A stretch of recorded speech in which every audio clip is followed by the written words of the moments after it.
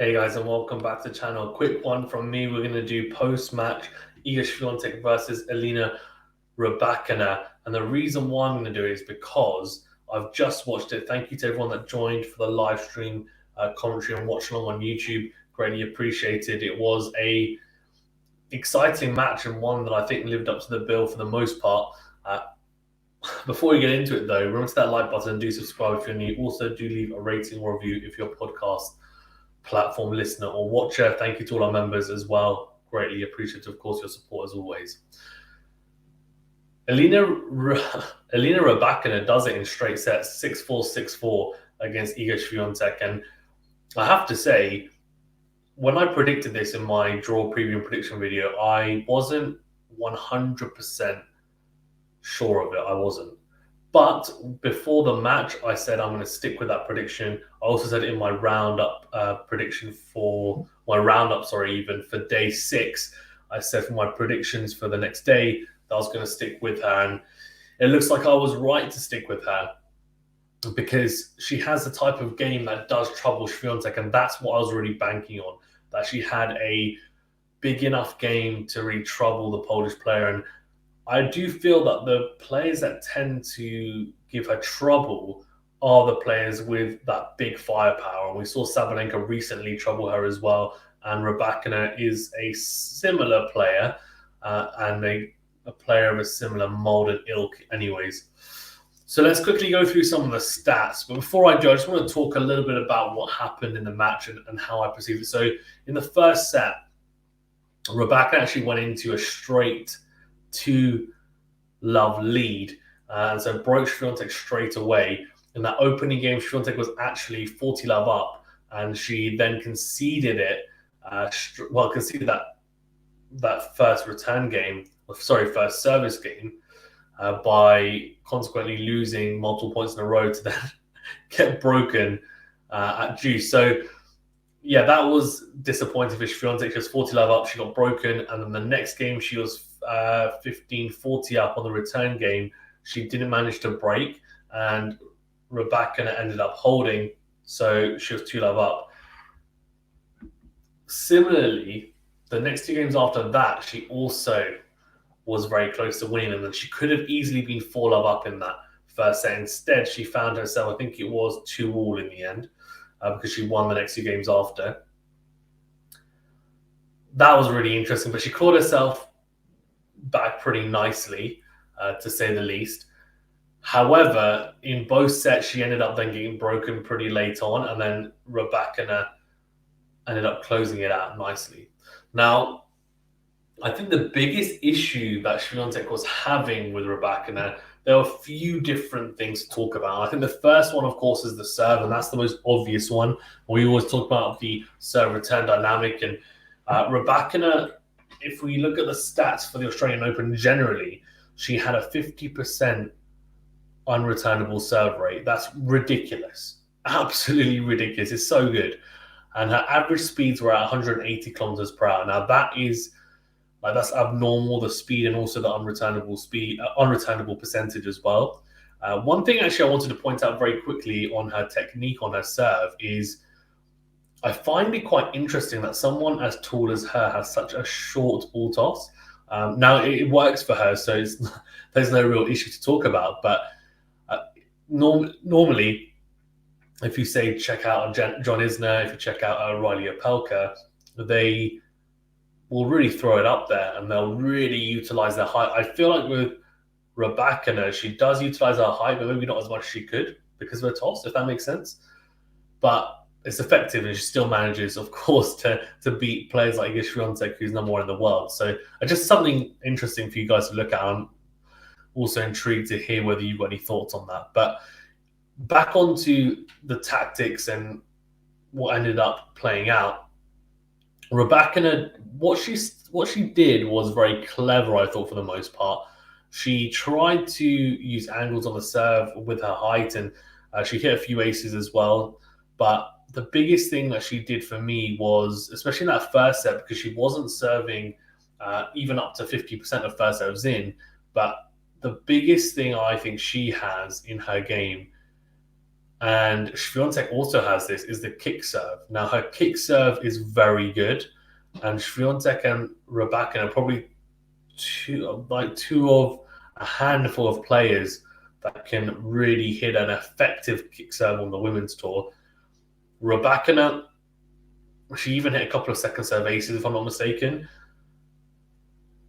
Like her serve is just a weapon.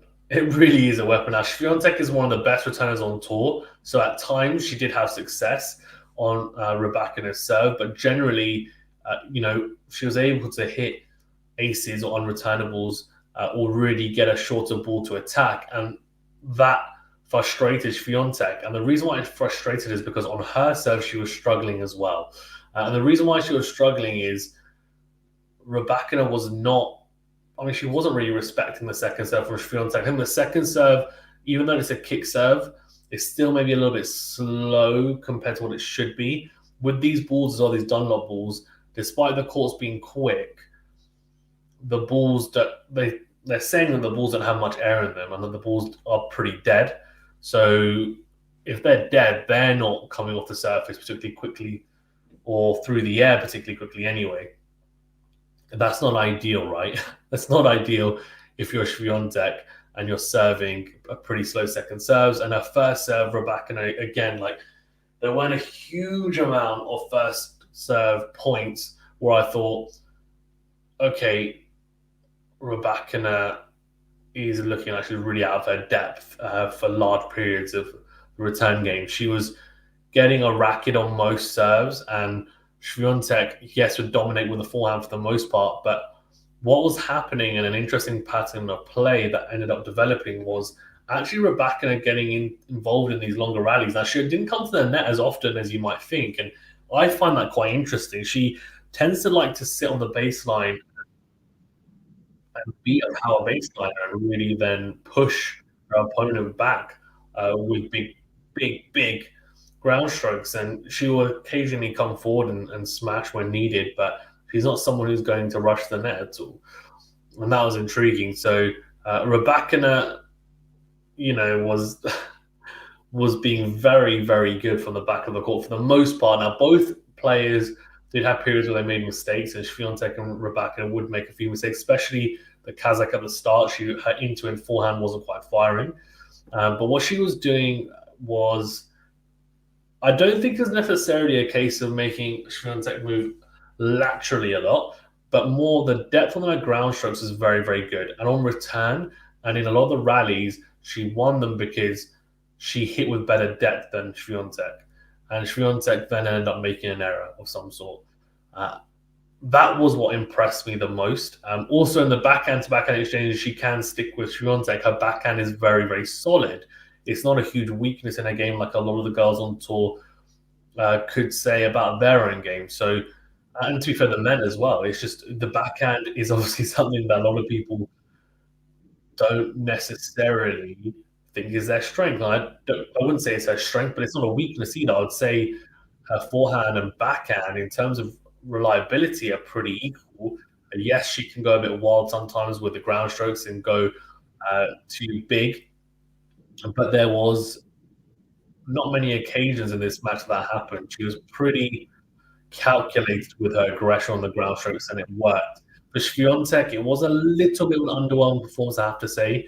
She did try to come to the net a few times. I know she's working on that in her game. She did get past, though, a couple of times, and she stopped doing it. And that's something that's quite interesting, and I do find intriguing with these pro players. You would expect they would still stick with the process and know that it is going to work if the approach shot, for example, is correct. Or if someone's hit an incredible pass, and that can happen, but that's not going to happen every time. But they do tend to get deterred quite easily. Medvedev was the same against against Korda, for example, the other day. So in terms of the stats, you can see here two aces for Swiatek, 6 for Rybakina, one double fault apiece, 63% first serve percentage for Swiatek, 56 for Rybakina.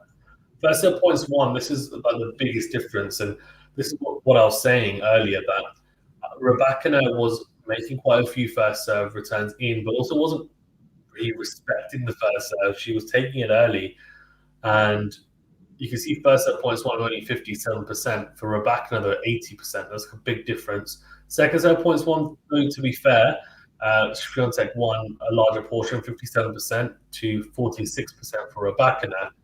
And breakpoint saved, you can see 2 out of 6 for Swiatek, 2 out of 4 for Rybakina. When it's unforced, it was pretty similar.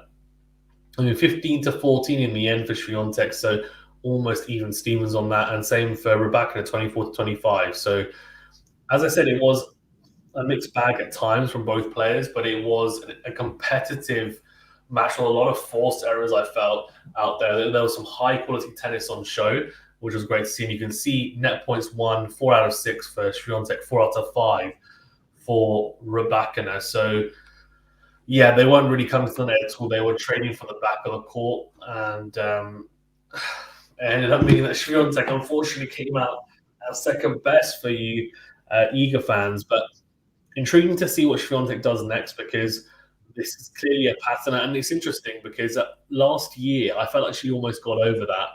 After losing to Danielle Collins at the Australian Open, I thought, okay, she has an issue with power players. But then throughout the rest of the year, she was fine and she was destroying everyone, even the power hitters as well. Now that this has happened and she lost to Sabalenka in the WTA finals as well, I was wondering whether either it never went and she just went through a purple patch, or something has happened where she is now struggling against that type of play. Now, everyone struggles against certain matchups, everyone. So that's not to say that she can't lose a match here or there. Of course she can. But I'm just wondering whether a pattern's forming, and I guess we'll see for the rest of the year. But yeah, I mean, I wasn't expecting her personally to win the Australian Open. I know she was one of the favourites, and I wouldn't have been surprised if she had. But my pick wasn't her, and that's why I had Rybakina beating Swiatek, because she can't win every single slam. That's not doable. It's not logical to think about. So a very good win though for Elina Rybakina from Kazakhstan, and some, as I said, some great serving, some great striking, some intelligent returning as well, deep down the middle for a lot of the points, and then just getting into the rally, making sure that she was going flat deep down the middle at the feet of Swiatek, not giving her time to just say, okay, I'm going to tee up the forehand and then make you pay for it because your return is so loopy and middle of the court. She tried to play with a purpose at all times, and that's one thing you can say about Rybakina. She does play with a real purpose, and when it comes off, she is very, very tough to beat for sure. Let me know your thoughts on the match, though. Where do you think it was won or lost, and what could players have done better? I think, for example, maybe a bit more variety. I think personally would have been better. I think Rybakina did have some variety. She would hit the slice for the slice backhand, sorry, even the slice forehand at times, and that would disturb the rhythm with Swiatek a little bit, especially the slice down the line. The forehand for Swiatek wouldn't always be the best cross court, and then Rybakina could cash in. Whereas with Swiatek, she didn't really have anything different in her ground stroke play, and she wasn't approaching the net. It was all very samey. It was all very one-dimensional, and I think for someone like Rybakina, who these types of players who strike the ball really cleanly, both these players do. Rhythm is a big, big part of that, and if you don't have different tools in your bag, which Swiatek does, she does have the backhand slice. She can hit different, ground strokes of varying pace and topspin. But if you don't utilize those, then it's going to be very difficult to win matches because you're playing at one pace and it becomes extremely easy to not just predict where you're going to play, but also from a timing point of view, it's very easy for the ball to then start flying off your opponent's racket in a positive way. So I felt that's what happened a little bit with Rybakina and Swiatek. I felt like Rybakina really got into a good groove of things in the ground stroke, in the baseline, sorry, even exchanges, whereas Swiatek maybe not quite as comfortable because Rybakina was changing it up. She was mixing up things to the back of the court, mixing up paces and spins. Swiatek not as much, and that was probably a contributor to her downfall. But let me know your thoughts anyway on the match. Thank you very much, guys, for tuning in. Stay safe and well. We'll see you on the next video. Remember to hit the like button and subscribe if you